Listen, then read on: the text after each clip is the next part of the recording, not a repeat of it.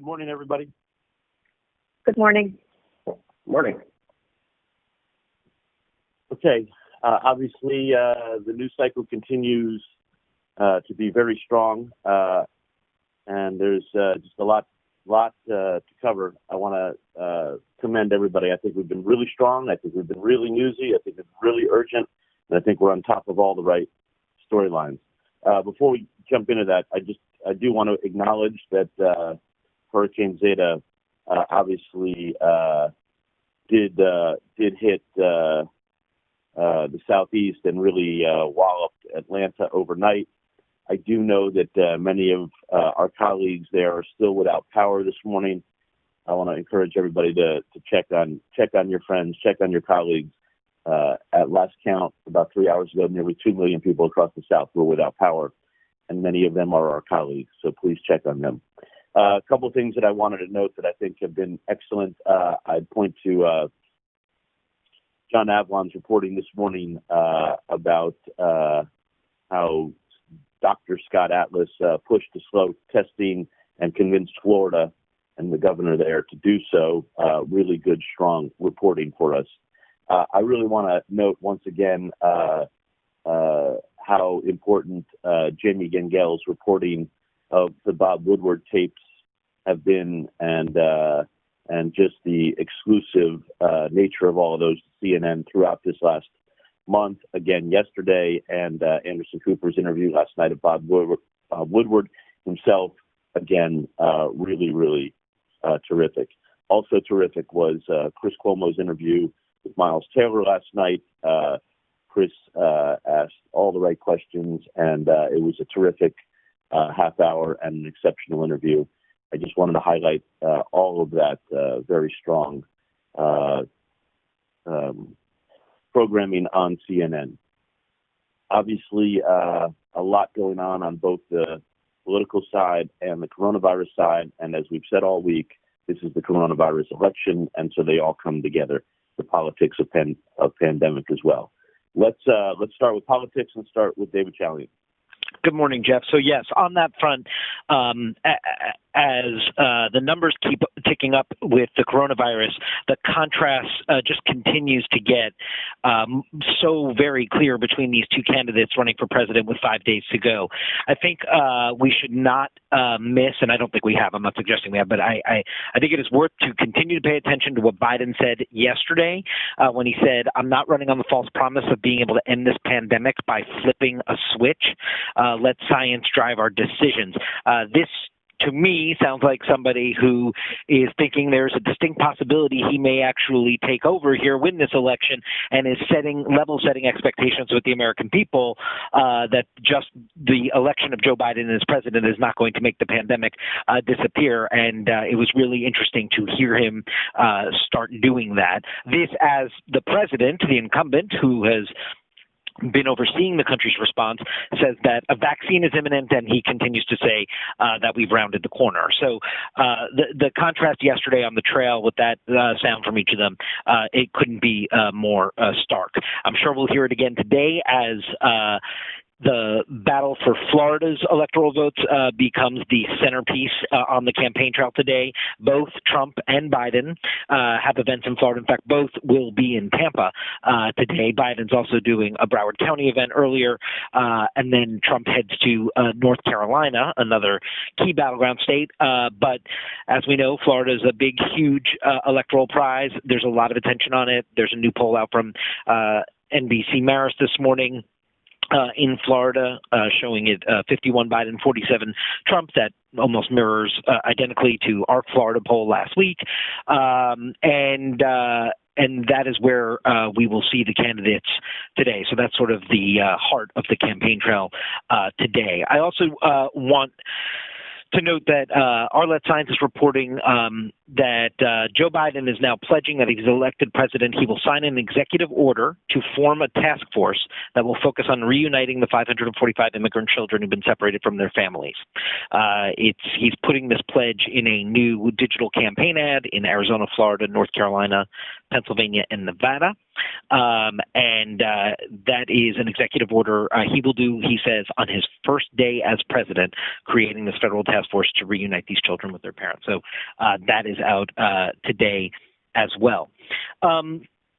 You saw our national poll out yesterday, and obviously this is all about a state-by-state battle, and we don't over-focus on national polls, but there are a couple things inside those numbers that I do think get at important things for us to be looking at in these next 5 days as we discuss these candidates. First of all, I thought it was fascinating to see when asked likely Biden voters said 48% of them said that their vote is a vote for Biden, 48% that their vote is a vote against Trump.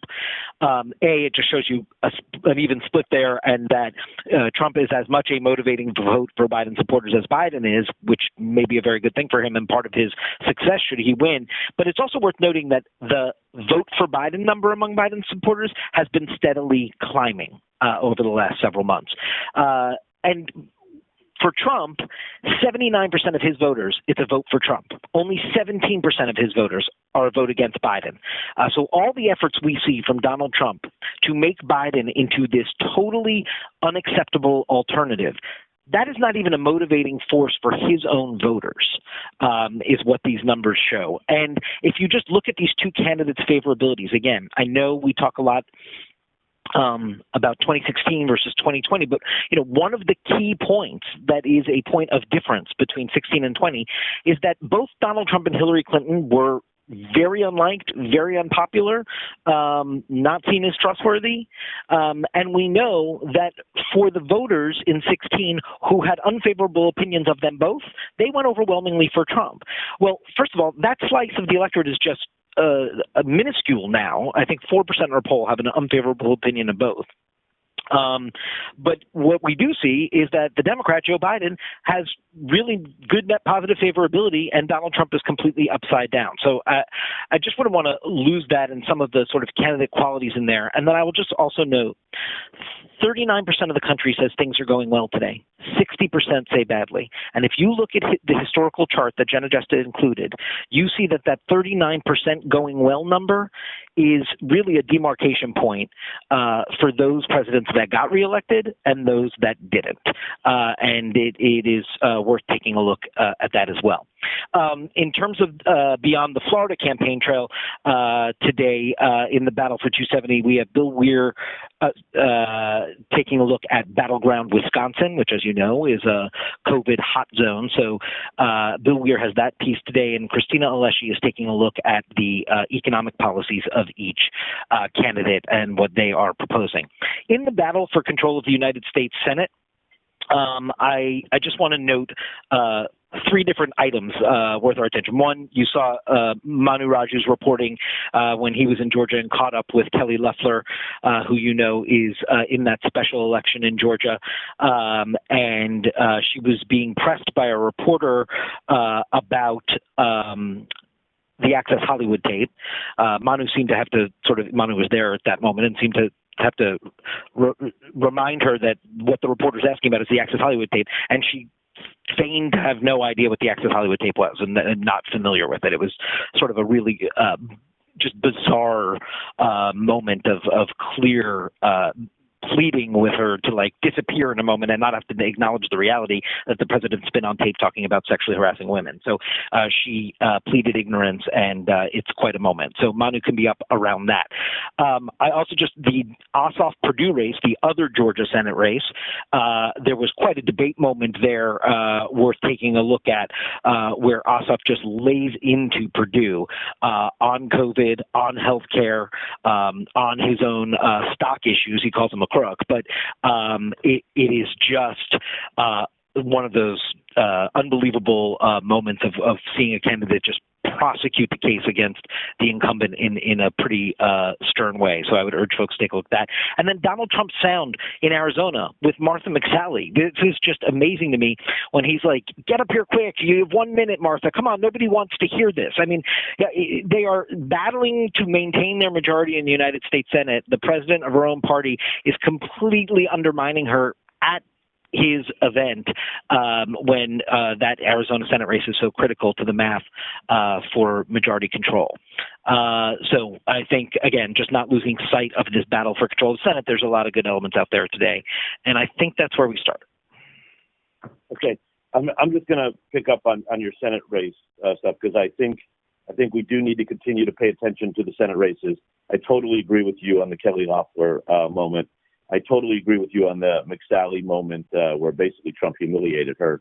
I do think it harkens back to her refusal to answer at the debate she had as to whether or not she was proud of her association with Trump. But nonetheless, I totally agree. And the other Senate note, I think yesterday, Susan Collins was given 30 seconds to answer whether systemic racism exists in Maine, and she used 5 seconds to say it doesn't. I think that, just using all of these moments to get at the Senate races is a really important note. I think besides your note about the dueling rallies in Florida today in this final push, I do think that the continuing efforts by the GOP and the Trump campaign to not get every vote counted are really a big storyline as the courts begin to rule. And you now have a bunch of legal experts coming out to say it's too late to mail in your ballots now. You should just vote in person on Tuesday. So I think that's a developing storyline. And obviously we'll hear on the economic news about the GDP growing at a record 33%. And I think that's an important storyline today as well. Okay, Washington. Okay, so starting with voting, we're now at more than 75 million have voted, more than a third of all registered voters. In some of the states that are just eye-popping, North Carolina, half, Georgia and Texas, also at about half, both leading the way, and 25 states in Washington, D.C. that have more than 50% of the total 2016. So it's just these numbers continue. You mentioned these two big rulings, which in both cases, for now, seem to be going in the Democrats' direction. In Pennsylvania, the court's leaving in place a state Supreme Court decision that allowed the counting of ballots received up to 3 days after the election. The note here is that Pennsylvania officials are having the ballots separated, so the ones that come in before versus the ones that come in after, which means, and the court did not make it clear that this could not be revisited after the election. Also to note, Amy Coney Barrett did not participate in this, not because she was recusing herself, but because she didn't have time to fully dive into it. So again, all things that are up in the air should Pennsylvania become close. North Carolina, same deal. The court allowed the counting of ballots in North Carolina received up to 9 days after the election, as long as those ballots are postmarked by Election Day. And again, Amy Coney Barrett did not participate. We're still waiting on 2 more voting cases from North Carolina and Wisconsin. In terms of the COVID of Washington, obviously this very strong language coming out of the White House Coronavirus Task Force yesterday, saying we continue to see unrelenting broad community spread in the Midwest, Upper Midwest, and West. This, as Trump is on the trail continuing his mission to downplay the pandemic. His new refrain being that reporters will stop covering it after November 4th. He also claimed yesterday that a new vaccine will be available momentarily. This is Dr. Fauci is saying it won't be ready until January or later. And then news this morning from the Democrats about new documents showing that HHS sought to lever over $250 million in a COVID ad campaign to help Trump's reelection. You mentioned a terrific reporting this morning, especially as these two head to Florida, about Dr. Scott Atlas working with the governor to get testing down, which we all know is what the president had wanted, and he found a willing participant in the governor of Florida. We have more reporting coming today on Birx and how she has been completely pushed out by Atlas. Mark Meadows, just to note, recommend that Americans carry a bottle of Purell when asked by PBS this morning about the lack of adherence to CDC guidelines. And then obviously you mentioned the whole Kushner telling Woodward that the country, that Trump was getting the country back from the doctors in what he called a negotiated settlement. The only other thing that I just want to mention from here is that David mentioned that Arlette has reporting on Biden and immigration. At 9 o'clock this morning, Hush Judiciary is going to release a 551-page report chronicling the development and subsequent fallout of the family separation policy. The headline is that there weren't enough beds for the babies, and just this incredible, looking through of that policy and the implications on children and how the administration just went forward anyway. And this, as there are reports out there that Stephen Miller, if Trump should win, is going to push this even further. And that's what I got. Yeah. Okay, so before we move to coronavirus, anyone with thoughts on politics, elections, Trump, White House, Biden, etc.?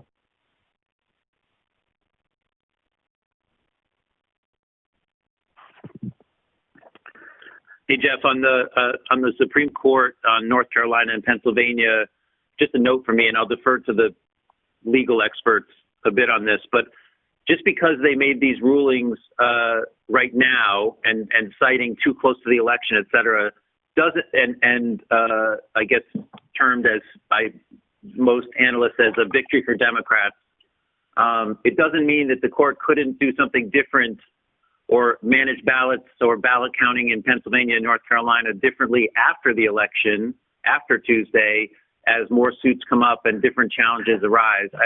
I don't know that this isn't like I don't believe this is a guarantee that all those ballots will necessarily be counted or treated as they would be if you take what happened yesterday right now. I do want to just note that we should just be conscious of the fact that there could be different rulings post-election. First of all, they want us to cite too close to the election, et cetera. But of course, Amy Barrett could be involved post-election, et cetera, as she has time to review. But I don't think it's a 100% guarantee necessarily that ballots will be counted in those places till X date if they decide to review with a different approach after the election. Hey, Michael, it's David. Justice Alito pretty much said that in his dissent, and I think in the North Carolina case, whichever one came out yesterday. So that's language we could probably quote to reach your point. Yeah.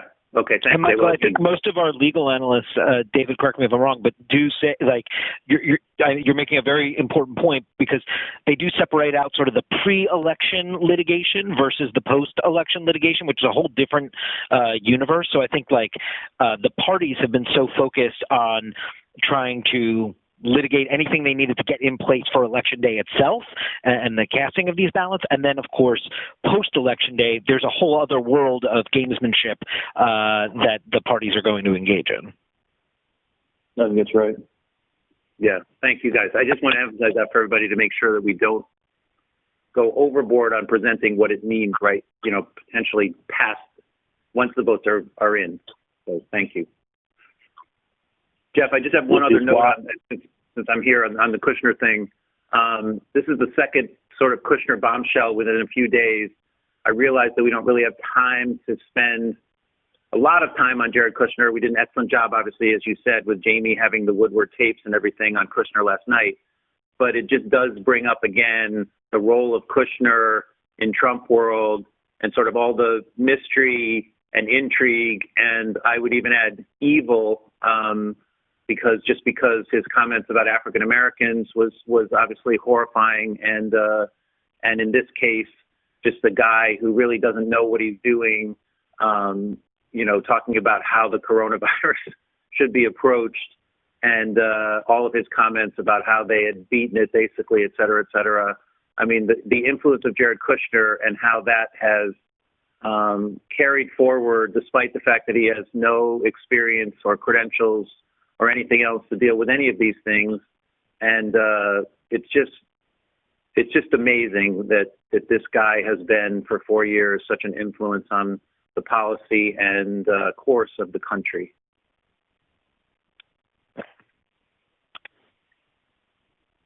Okay. Other thoughts? Jeff, picking up on that, in the battle between Trump and science, there's another data point that the country is falling on the side of science. These are the numbers from our national poll yesterday, giving Fauci the favorable rating of 54 to 19, and the president a favorable rating of 41 to 56.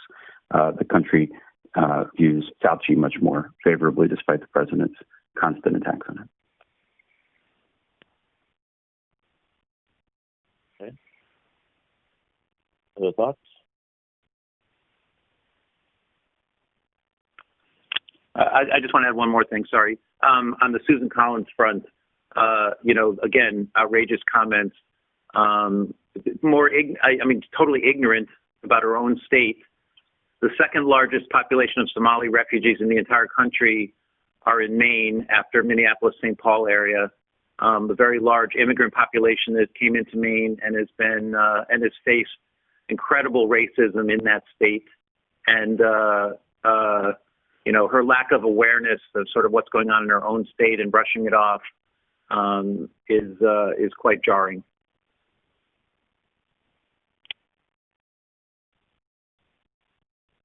Okay, anybody else?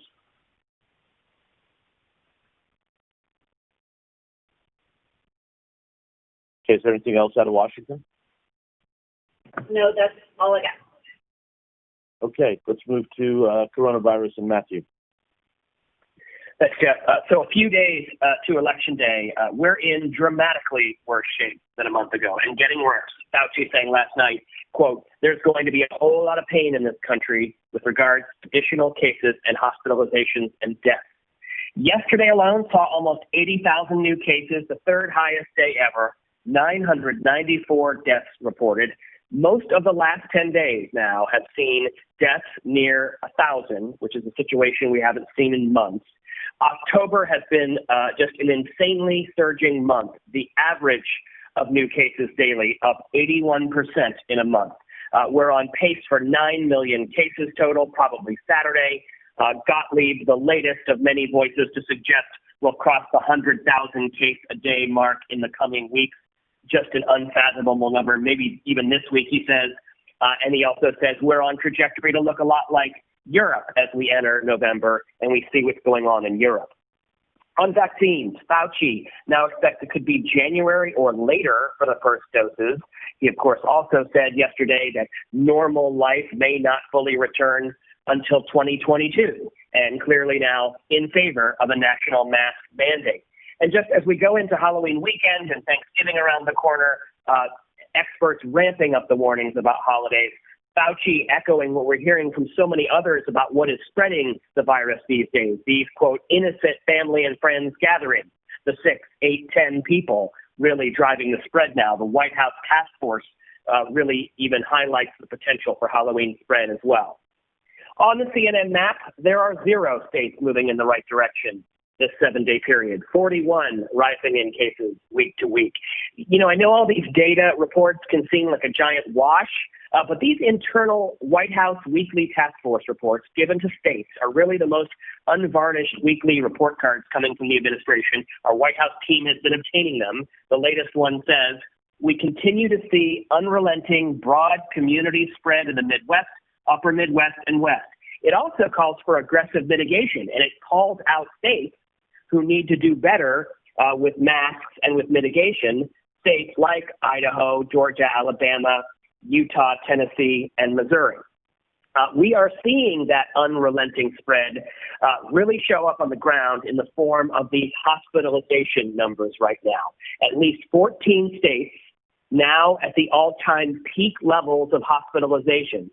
And it's important to look at it that way because while Giroir yesterday said that overall hospitalizations are down from the summer, that's a national average. That includes hugely populous states like New York and California.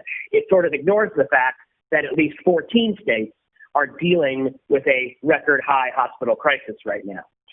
In Battleground, Florida, hosting, of course, both candidates today, Florida is up 60% in new daily cases in the month since fully reopening. Battleground, Pennsylvania, averaging above 2,000 cases a day, highest levels ever.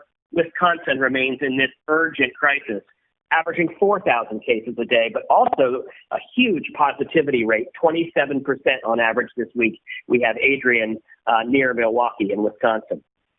On schools, obviously the big picture is that public schools, while dealing with problems, seem to be surviving overall. But good, solid data is hard to come by.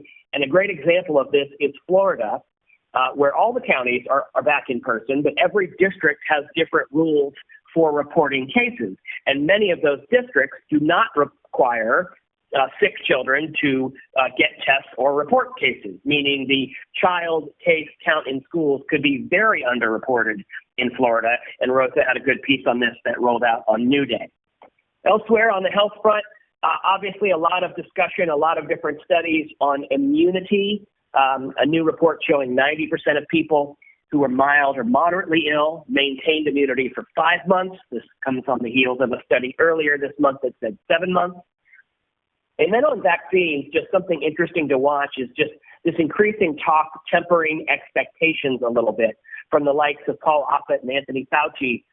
Vaccines might end up preventing severe illness. They might not fully prevent infection, meaning asymptomatic spread is still possible after vaccination. Something to watch. And Sanjay has a fresh look piece tonight for the lead and EVOF on Trump rallies and spread. Looking at 18 rallies since August, CNN found that about half the time, about a month later, there was a significant rise in cases in the county of the rally relative to the surrounding state. We've also got Elizabeth and Jacqueline available from Health. And a few interesting sports notes on COVID. Major League Baseball opening an investigation into Turner's return to the field against the safety protocols. The Dodgers celebration on hold. That huge cancellation in the Big Ten, Wisconsin, Nebraska this weekend because of all of Wisconsin's cases. The NFL exploring the possibility of 20% capacity at the Super Bowl, not the full Super Bowl that Governor DeSantis called for. The wrap piece today, Nick Watt for 4, 6, 8, and 10. And that's COVID today. Thank you, Matthew. I'll open up 1 second, but I do think that with both candidates in Florida with these rallies, it is a really good day to look at Florida. Matthew's point about COVID cases up, I think you said 60%. And coupled with John Avalon's reporting about Atlas and the push to diminish testing and Ron DeSantis buying into that, I think Florida is very much in vogue today in terms of focus. And we all know that Florida, we keep talking about Florida and Pennsylvania, but Florida's going to play a huge role next Tuesday. And so I do think it's worth focusing. It's where the election and the pandemic come together today. Thoughts on COVID?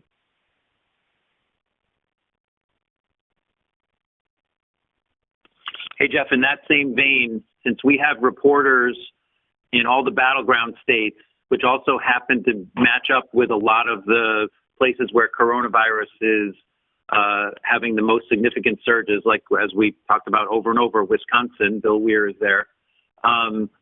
If you're doing a political piece or a political hit, or we're now doing these political whips, which are awesome with the latest on what's going on in these battleground states, if you have a correspondent on live to talk, hey, the race in Wisconsin or the race in Pennsylvania or the race in Arizona, or as Jeff just said, Florida, it's not a bad idea to save time for a question about the latest on coronavirus in that state. We're there. These guys are all well up on what's going on with the virus as well as the election in the places that they've moved to cover the election. And it's not a bad idea to double up, talk to them about the latest polls, the latest number of early votes, all of that stuff, and then say, okay, let's turn now. You're obviously not coronavirus hot zone also. Let's turn to that and ask a question or two about coronavirus and just get an update from there. So that we're constantly, one, updating on both stories, and two, intertwining them, as we know, and as David Chalian expressed at the top of this call, they are as intertwined as any two things could be. And I think it's really important to just take advantage of our reporters out in the field on both fronts.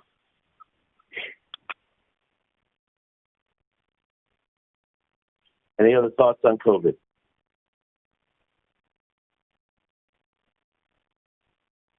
Okay, Matthew, you want to hit the rest of domestic?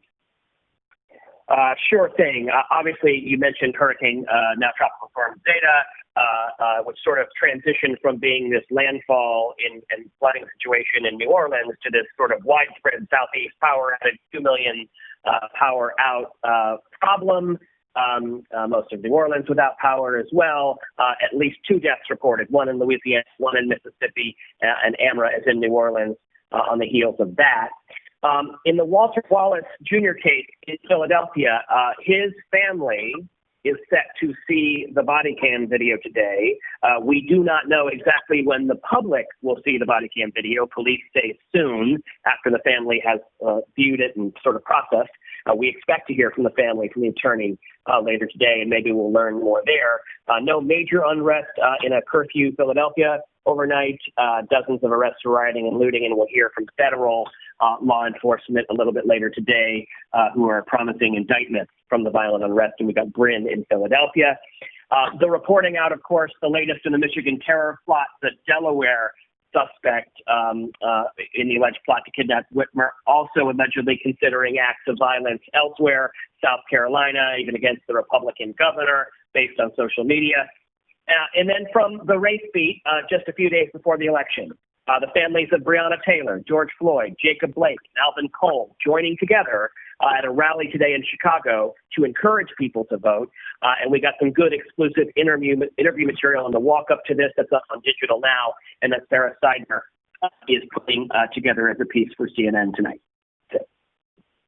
Good, excellent. That'll be great. Okay, anyone with any thoughts on domestic?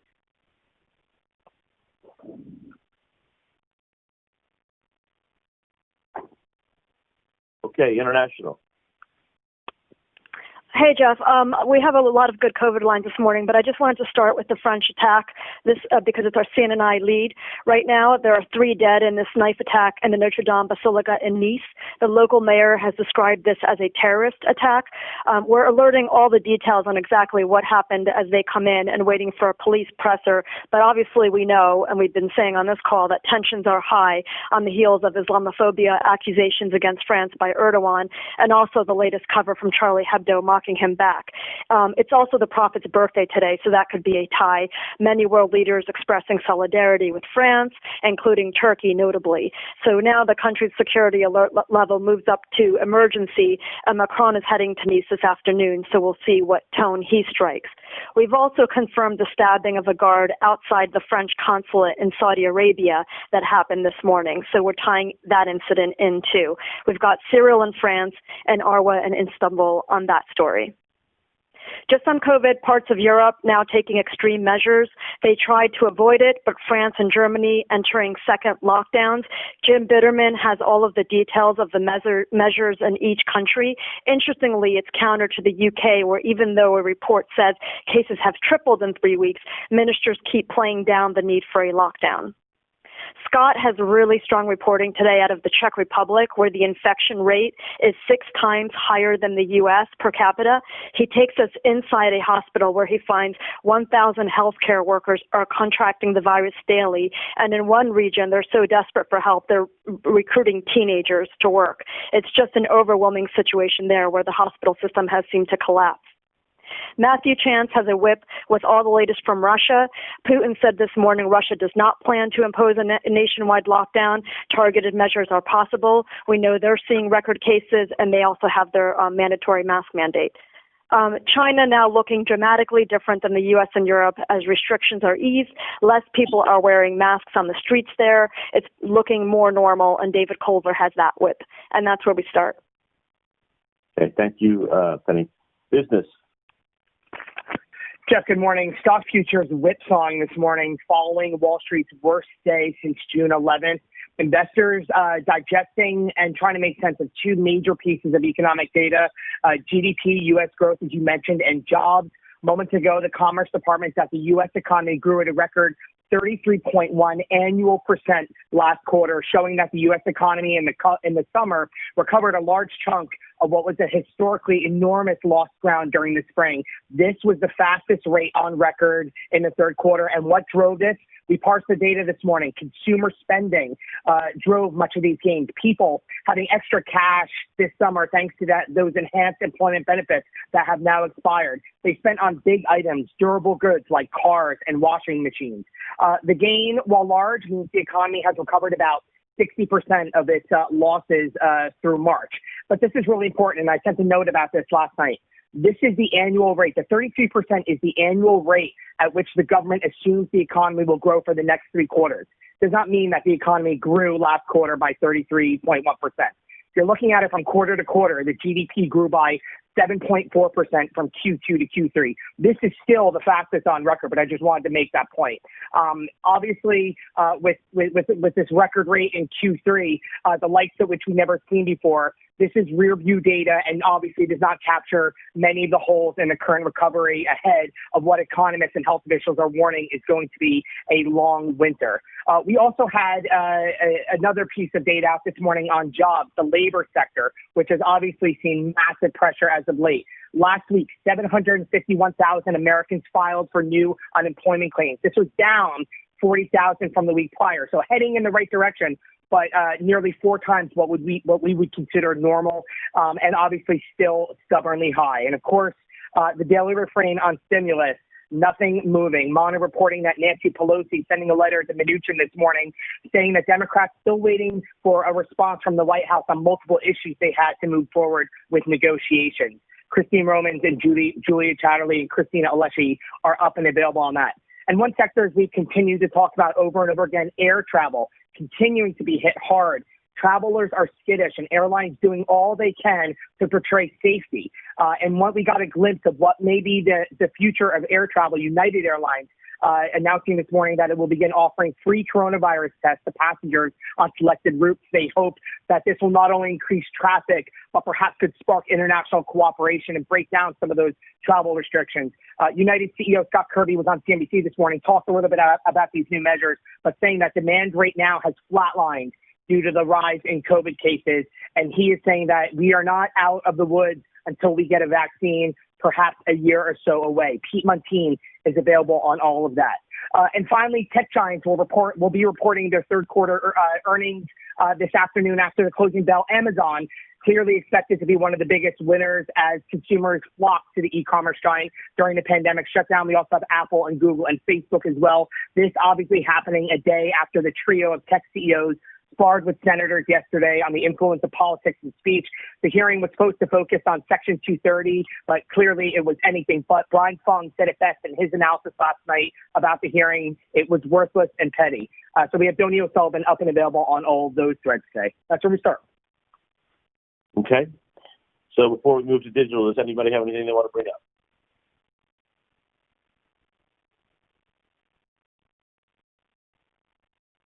I know we sent the note around last night, but just in comparison to how other news organizations are reporting the GDP numbers, as a consumer, I just want to know last quarter, the annualized rate, I know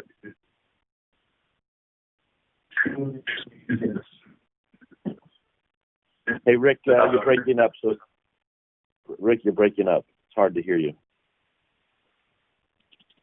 Okay.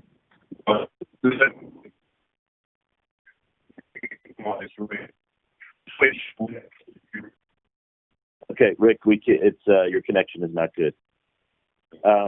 Anybody else? Okay, let's move to digital, please.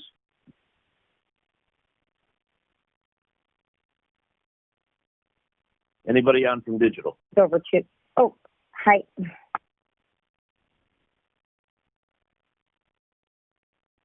Digital? Hi, it's Christina. Can you hear me? Hello. Hi, Christina. Yeah, we can hear you now. Hi, I'm so sorry about that. There's new problems this morning. So we had 31.7 million uniques yesterday.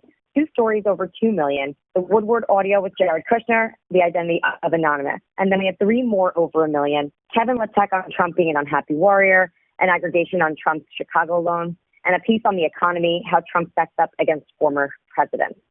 Today, leading the pack with over 17,000 concurrents is Stephen Collinson's analysis on new audio tapes show how Trump bet against science. Collinson takes the Kushner audio from yesterday and does a good job pushing the story forward for us this morning. Then a piece that has a different and interesting angle with the headline, Wives of the Deplorables group is for women married to Trump supporters. It's about a woman who started a private Facebook group called Wives of the Deplorables after realizing her husband voted for Trump and has seen a huge membership growth over the pandemic. The piece captures a great conversation between 6 women from the group on what it's like to be married to someone with opposing ideological views. And then Kavanaugh tweaks voting opinion after Vermont official asks for a correction. Further on the Supreme Court, we will have a piece coming on why there's contradictory rulings on mail-in deadlines in Wisconsin, North Carolina, and Pennsylvania. Also in top stories this morning, the knife attack in Nice. We're capturing all the breaking lines in the DLE and are looking to do a broader step back piece on everything happening there right now.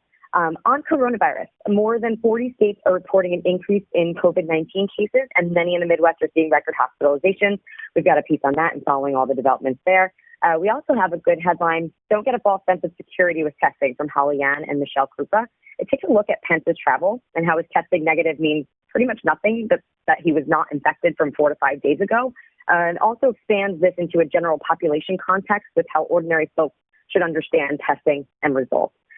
We have that enterprise piece mentioned earlier on Atlas's push to slow testing down in Florida, giving a sense of how Atlas is working behind the scenes. We continue to follow all the threads around Walter Wallace shooting and what's happening in Philly. And we have from Harmeet Kaur the exclusive piece already mentioned on the families of Breonna Taylor, George Floyd, Jacob Blake, and Alvin Cole making a push to get out to vote. And new on voting today, we have an interactive. It's a state-by-state guide on laws and restrictions about taking photos while you vote. And just one more to mention quickly, Facebook fact-checkers are getting death threats. Donnie O'Sullivan spoke to 2 fact-checkers hired by Facebook who say they've never gotten so many threats for just doing their jobs. One of them plays a voicemail where the guy tells him to drink bleach and die. And then when he calls the guy back, they actually have a really interesting conversation. So it's a good look at the other side of the Facebook fact-check controversy. I'll stop there. Thanks. Thanks, Christina. John. Good morning, Jeff. So the 2020 election, big focus on Florida. We'll see both candidates at competing rallies during the 1 o'clock hour. Ryan Nobles was with Trump in Tampa for his 1:30 rally, and Jessica Dean with Biden in Broward County for his. We're going to really land on these very starkly different COVID messages that we're hearing from both candidates, political and medical voices on that angle. In the battleground states, Michigan, Arizona, Wisconsin, as well as the 2 states where we had the rulings from last night from the Supreme Court, Diane Gallagher in North Carolina and Sarah Marie in Pennsylvania, Rick Hasen and Ariane DeVogue really parsing through the rulings, victory for the Democrats now. We are landing on the angle that Michael talked about, open up the possibility for further review after the election, and who knows what could happen then. John King with a couple of different looks at the path to 270 during his hours. We are going to hit the Senate angles, Manu Raju with his Kelly Loeffler sound, Dana Bash and Nathan Gonzalez with more of a Senate step back, looking at the different Senate storylines. Besides Loeffler, obviously we have Perdue, and then we have Susan Collins. And then Brianna is going to do a roll the tape on McSally, historically been a vociferous defender of Trump, plenty of sound to support that. Obviously, we've seen her distance herself recently as her political fortunes fall, leading up to that incredible moment last night where Trump was completely rushing her and undermining her. So we're going to land on that during the Brianna hours. On coronavirus, Adrian Broadus in Wisconsin, the White House task force on concerns of broad community spread in both the Midwest and West. Some really good sound from Gottlieb this morning that we'll get to Elizabeth Cohen. He thinks we'll hit the 100K daily case threshold in 2 weeks. He says the next 2 months will be the worst of the acute stage, but things should begin to improve in 2021. The Rosa Flores piece in Florida where we question, are they underreporting COVID cases in children? We'll get that. And Pete Montine on United Airlines offering free COVID testing for passengers on certain routes. The John Avalon reality check on Scott Atlas, that's going to get another run today. And then Christine Romans on the GDP, the economic angles. Plenty of international whips, including Fred Pleitgen on the European rollbacks and new lockdowns. And Taiwan hasn't seen a case in a couple of months now. And finally, Hurricane Zeta. We'll walk on the massive power outages in the southeast, and we're going to also get the ransomware story in. Good. Thanks, John. Washington. Morning. We also, of course, focus on Florida. Ryan Nobles with live in the 3 and with a piece at 4. We've got Jessica Dean and Arlette across the hours. Pamela Brown has our warrant voting donut, and Tom Ridge will join us. We also have Dave Matthews in the 3. He's joining us on his voting initiative. We'll deal with the Path to 270 as always, and as I said, focus probably on Florida today. Nick Watt has our coronavirus wrap piece. We've got Dr. Paul Offit, William Hazeltine across the hours, and of course Sanjay as well. And he's got a piece looking at the Trump rallies and impact on the COVID spread. And we've requested Julia Chadley on the economy, and Christina Leshy will continue our series on the policy differences between the candidates with a focus on jobs and the economy. And in the Situation Room, we'll be continuing to hit all of this 5 days out now, taking a big focus today on Florida with both candidates there. Obviously, a huge coronavirus hotspot, up to 60% in new daily cases. All of this on top of that reporting from John Avalon about Atlas pushing to slow testing and convincing Florida to do that. We'll also, Florida will take a big focus of our Path to 270 today and the huge contrast in COVID messages that David talked about between the two candidates. All of this as we've got more than 75 million that have already voted. We'll also be following the fight for control of the Senate. And we'll get into some of what was discussed about Loeffler, McSally, and Collins. We'll also be looking for that new Arlette reporting about Biden and the task force for the 500 separated kids. We'll have our voting wrap piece and get into all of the top lines on these court decisions, and we'll hit our battleground reporters in WHIP. And then on COVID, obviously, this disastrous surge. No state trending in the right direction, nearly 1,000 deaths a day. The task force warning about broad community spread. We'll also look for that new reporting on Burke. So we'll get into all of that as usual, and the latest from our key hotspots with our doctors and our Nick Watt wrap piece. And that's where we're starting. Thank you, Emily. Does anybody have anything else they want to bring up?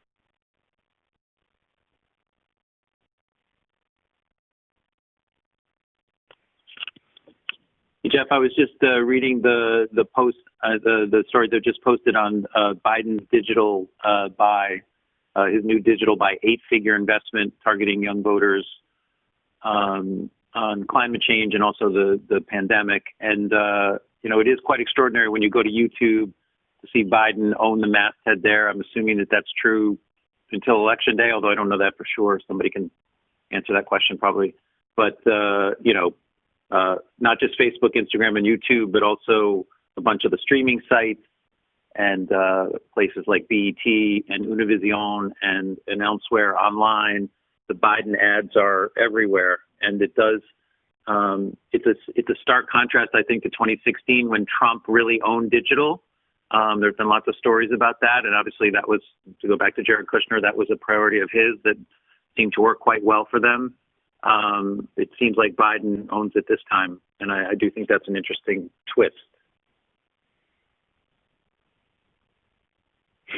Okay. Anybody else?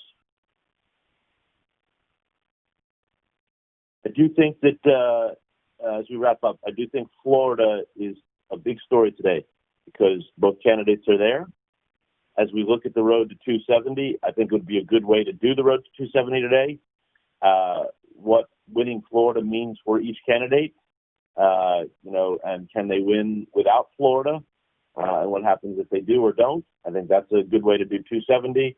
Obviously, all the coronavirus reporting about Florida very much, I think, in focus today. Thanks, everybody. Have a great day. Stay safe. Bye-bye.